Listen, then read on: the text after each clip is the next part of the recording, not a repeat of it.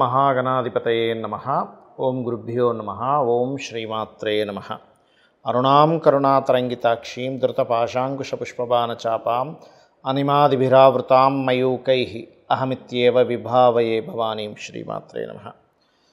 ప్రేక్షకులకి ఆ లలితాంబిక అమ్మవారి యొక్క అనుగ్రహం పరిపూర్ణంగా కలగాలని మనస్ఫూర్తి కోరుకుంటూ మనం ఈరోజు 2 శుభగ్రహాలు కలుస్తున్నాయి. అది కూడా ఎక్కడ అంటే మిథున రాశిలో శుభగ్రహం 1 గురువు, రెండవది శుక్రుడు. ఈ 2 శుభగ్రహాలు కలిసినప్పుడు ద్వాదశ లగ్నాల వారికి ఎటువంటి ఫలితాలు ఉంటాయి? లగ్నం తెలిస్తే లగ్నం చూసుకుంటే, లగ్నం తెలియదు అనుకునేటువంటి వారు రాశి చూసుకోవచ్చు. మరి ఈ ఫలితాలు పరిపూర్ణంగా కలగాలి అంటే ఏ గ్రహాల యొక్క ప్రభావం వీటి మీద పడి మనకు పూర్తిగా ఫలితాలు రావు అనే విషయాలు తెలుసుకుంటూ, అదేవిధంగా దేశగోచారాల సంబంధంగా ఎటువంటి ఫలితాలు ఉంటాయి అనేటువంటి విషయాలు మనం తెలుసుకుందాం. అయితే ఈ విషయాలు చెప్తుంది నేనైనప్పటికీ కూడా చెప్పిస్తుంది పలికిస్తుంది కూడా ఆ సాక్షాత్ లలితామ్మవారిగా భావిస్తూ ఒక్కొక్క దాని గురించి మనం తెలుసుకుందాం. సింహలగ్నము, సింహరాశి. సింహం వారికి కనుక చూసుకున్నట్లయితే ప్రధానంగా ఇక్కడ ఈ యొక్క గ్రహాలు ఈ శుక్రుడు గురువు లాభస్థానంలో ఉన్నారు. లాభస్థానంలో శుభగ్రహాలు మంచిదే, ప్రాబ్లం ఏం లేదు. కానీ శుక్రుడికి మంచిది కాదు, గుర్తుపెట్టుకోండి ఎప్పుడు కూడా. శుక్రగ్రహానికి 6వ స్థానము, 12వ స్థానము, 6వ స్థానము, 11వ స్థానం అస్సలు మంచిది కాదు. దీనికి ఏమిటంటే నిరూపణ అంటే ఎనీ ధనుర్లగ్న జాతకం తీసుకోండి. ధనుర్లగ్నానికి శుక్ర రాసుల్లో ఉండే గ్రహాలు కానివ్వండి, శుక్రుడు మహాదశ రావడం కానివ్వండి జరిగినప్పుడు వాళ్ళకి మ్యారిటల్ లైఫ్లో లేదా పార్ట్నర్షిప్స్తోని ఖచ్చితంగా 100% వాళ్ళకి ఇబ్బంది వస్తుంది. ధనుర్లగ్నం వారికి మీకు ఇదే ఒక ఉదాహరణ.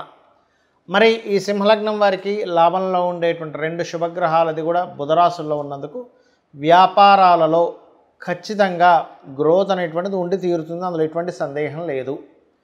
ఇక రెండవ విషయం ఏమిటి అని చెప్పి చూసుకున్నట్లయితే ఇక్కడ వీటితో పాటు 2వ స్థానంలో మీకు ఎప్పుడైతే ఈ కుజుడు ఉన్నాడో ఇది ఏ రకంగా ఆటంకాలు తొలగించుకోవాలని చెప్తాను. ఎందుకంటే ధనస్థానంలో కుజుడు ఉన్నాడు. కాకపోతే మీకు ఇక్కడ కొన్ని కొత్త అగ్రిమెంట్స్, కొన్ని కొత్త విషయాలు మీకు కలిసి రావడము ఇటువంటివి యోగిస్తాయి. ఇంకా ఎటువంటి వాటిల్లో యోగిస్తుంది? సంతానము, వివాహము. ప్రేమించిన వారిని వివాహం చేసుకోవడానికి అనుకూలమైనటువంటి గ్రహస్థితి ఇప్పుడు ప్రజెంట్ మీకు ఉంది. ఇది ప్రధానంగా గుర్తుపెట్టుకోండి. అలాగే మరొక విషయం ఏంటంటే ఇక్కడ మీరు ఏదైతే ఈ కుజశనుల యొక్క ప్రభావం ఎలాగ మీరు దీన్ని అర్థం చేసుకోవాలంటే కుటుంబ సభ్యులు, అలాగే ధన సంబంధించిన విషయాలు, అందులో ముఖ్యంగా ఇన్సూరెన్సెస్ నుంచి వచ్చేటువంటి ధనము, లేదా కొన్ని యాక్సిడెంటల్గా ఒక్కోసారి మనం ఖర్చు పెట్టేస్తుంటాం, అటువంటి విషయాల్లో కాస్త జాగ్రత్త వహించాలి ప్రధానంగా. అంటే ఇన్సూరెన్స్ చేయాల్సినవి ఏమైనా ఉన్నాయనుకోండి, వాటిని నెగ్లిజెన్సీ చేయకండి దయచేసి. నెగ్లిజెన్సీ చేయడం వల్ల ఇబ్బంది వస్తూ ఉంటుంది. కాబట్టి అటువంటి విషయాల్లో ఎటువంటి నెగ్లిజెన్సీస్ పనికిరావు.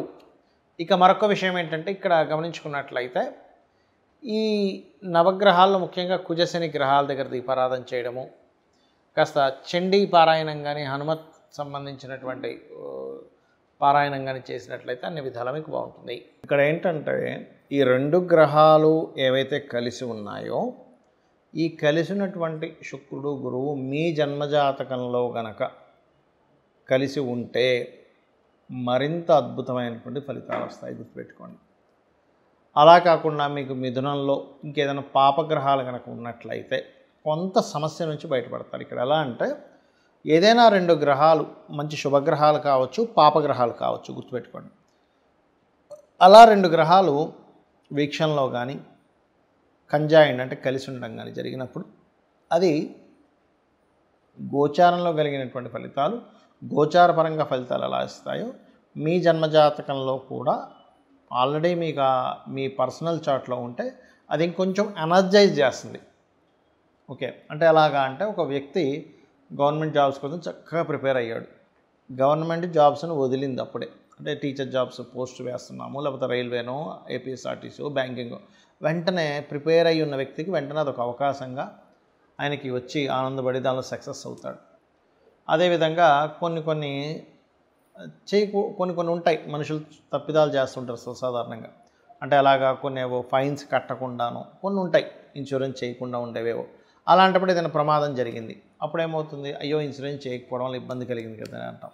అంటే పాపగ్రహాల యొక్క ట్రాన్సిట్ వచ్చినప్పుడు అటువంటిది, శుభగ్రహ ట్రాన్సిట్ వచ్చినప్పుడు ఇటువంటివి మీకు కలుగుతాయి, గుర్తుపెట్టుకోండి. అయితే ఇది మరి దేశకాల గోచారాల మీద ఎటువంటి ప్రభావం చూపిస్తుంది? గురుగ్రహము శుక్రుడితో ఉన్నాడు. ఒక రకంగా చెప్పాలంటే ఇది కొంతవరకు గోల్డ్, లేకపోతే మనకి గమనించుకున్నట్లయితే గోల్డ్ విషయంలోని కొంత ప్రోగ్రెస్ని ఇచ్చేటువంటి కాంబినేషన్ ఇది కొంతవరకు. కాకపోతే ఈ శని కుజులు మీన కన్యా రాశుల్లో ఉన్నందుకు కొంచెం స్ట్రెస్సు, అప్ అండ్ డౌన్స్ కూడా ఇస్తుందండి. ఇది ఫ్లక్చువేషన్స్ బాగా ఇస్తుంది ఇక్కడ. ఇది దీంతోపాటు గురు సమానులు లేదా టీచర్స్కి, అందులో ముఖ్యంగా స్త్రీ సంబంధంగా, స్త్రీ మూలక సంబంధంగా గురువులకి, లేకపోతే ఆల్రెడీ స్త్రీలు గురుత్వ సంబంధించిన వాటిలో ఉండేటువంటి వారికి కొంత ఇబ్బందులను ఎదుర్కొనేటువంటి యోగాన్ని ఇస్తుంది. అంటే గురుత్వ సంబంధించిన వాటిలో బ్రాహ్మణ్స్కి కావచ్చు, పురోహితులకు కావచ్చు, గురువులుగా చలామణి అవుతున్నటువంటి వారికి కావచ్చు, లేకపోతే మంచి ఆధ్యాత్మిక రంగాల్లో ఉండేటువంటి వారి మీద కొంతవరకు బురద జల్లేటువంటి విషయం కావచ్చు. ఇటువంటివన్నీ కూడా అంటే వాళ్ళకి ప్రమాదం కానివ్వండి, వాళ్ళ లైఫ్లో కొంచెం ఎక్కువ అప్ అండ్ డౌన్ చూడడం కానివ్వండి, ఇటువంటివి ఎక్కువగా ఏర్పడతాయండి. ఈ గోల్డ్ రిలేటెడ్ సంబంధించిన విషయాలు కూడా ఎక్కువ ఫ్లక్చువేషన్. ఎందుకంటే మిథున రాశుల్లో ఉంది ఇది. ఇక్కడ ఏంటంటే మిథునము దిస్వభావ రాశి, బుధుడు యొక్క రాశే, కన్యా బుధుడు యొక్క రాశే.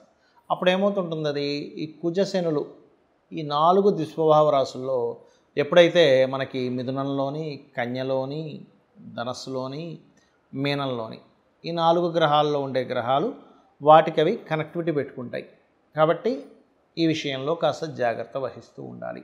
మరి దీనికి పరిహారం ఏంటి యూనివర్సల్గా? ఎందుకంటే అందరికీ జన్మజాతకాలు ఉండవు. ఎందుకంటే జన్మజాతకం కనుకుంటే మీకు లగ్నం నుంచి 12 భావాలు ఏమేమయ్యాయి, లగ్నం ఎలా ఉందో దాన్ని బట్టి మీ యొక్క జీవితము, కుటుంబ స్థానాన్ని బట్టి మీకు ధనము ఎలా ఉంది, కుటుంబంతో కమ్యూనికేషన్స్ ఎలా ఉంటాయి, 3వ స్థానాన్ని బట్టి మీకు సిబ్లింగ్స్తోని, 4వ స్థానాన్ని బట్టి మీ ప్రాపర్టీ, ఆస్తి సంబంధించిన విషయాలు కావచ్చు, విద్యా సంబంధించిన విషయాలు కావచ్చు, తల్లిగారికి సంబంధించిన విషయాలు కావచ్చు, 5 సంతానము, 6 రుణరోగ శత్రువులు, 7 అనేటువంటిది వివాహ జీవితము, 8 అనేటువంటిది ఆకస్మిక సంఘటనలు, 9వ స్థానం హైయర్ ఎడ్యుకేషను, తండ్రికి సంబంధించిన మీ స్పిరిచువల్ అండ్ గురుబలానికి సంబంధించినటువంటి దశమం వృత్తి, 11 అనేటువంటిది వ్యాపారాలు, 12 అనేటువంటిది మీ ఎక్స్పెండిచర్స్, మీ ఇన్వెస్ట్మెంట్స్ ఎప్పుడు చేస్తే బాగుంటుంది అనేటువంటిది చాలా స్పష్టంగా తెలుస్తుంది. కానీ ఇక్కడ డేట్ ఆఫ్ బర్తే లేదు, టైము లేదండి, ఏం లేదండి, కానీ నేను అయోమయంలో ఉన్నాను అనుకునేటువంటి వారు చేయాల్సిన గొప్ప రెమెడీ ఏమిటంటే, ఇలాంటి గ్రహస్థితులు ఉన్నప్పుడు మీకు మంచివి జరగాలి అన్నప్పుడు మీరు నవగ్రహాలలో కుజుడు, కేతువు, శని, రాహు ఈ 4 గ్రహాల దగ్గర దీపారాధన చేయండి మొట్టమొదటిగా. రెండవది మీకు శని మంగళవారాలు గోవులకి శనివారం బెల్లము 4 ఉండలుగా బెల్లం తయారు చేసి తినిపించండి శనివారం నాడు. మంగళవారాలు మీరు ఏం చేస్తారంటే గ్రాసము, క్యారెట్లు గోవులకు తినిపించండి. గోవులోనే సకల దేవతలు ఉంటారు కాబట్టి ఇవి చేస్తూ అందరూ కూడా ఓం నవవిద్రుమ బింబశ్రీ న్యక్కారి రదన చదాయే నమః లేదా చండీ చేసుకోవడం, చండీ పారాయణం చేయడం, లేనట్లయితే ఆంజనేయ స్వామి ఆలయాలకు వెళ్ళడం, అందులో ముఖ్యంగా పంచముఖ ఆంజనేయ స్వామి యొక్క స్తోత్ర పఠనం కనుక చేసినట్లయితే అన్ని విధాలా మీకు బాగుండడం జరుగుతుంది. దీనివల్ల ఏంటంటే యూనివర్సల్గా కొన్ని అలజడులు కూడా వస్తాయి. కాకపోతే ఇక్కడ ఏంటంటే మనం ఒకటి అర్థం చేసుకోవాల్సింది, లాస్ట్ టైము మనకి ఈ ఇబ్బందులు వచ్చే ముందు మన యొక్క ఈ పూరీ జగన్నాథ్ ఆలయంలో ఆ గెద్దొచ్చి జెండాను ఎత్తుకుపోయింది. కానీ నిన్న మొన్న చూసినట్లయితే పూరి జగన్నాథ్ ఆలయంలో ఇంకొక అద్భుతం జరిగింది. ఎత్తుకుపోయినందుకు కొన్ని చెడు సంకేతాల వల్ల ఇబ్బంది అయింది. ఇప్పుడు ఏమైందంటే పెద్ద కుంభవృష్టి వర్షం పడుతూ స్వామివారి ప్రదేశంలో మాత్రం వర్షం పడకుండా అలా ఆగిపోయి అక్కడ ఇచ్చేటువంటి హారతికి ఎటువంటి ఇబ్బంది కలగలేదు. అంటే ఇది ఒక గొప్ప శుభ సంకేతంగా మనం భావించాలి. శ్రీమాత్రే నమః.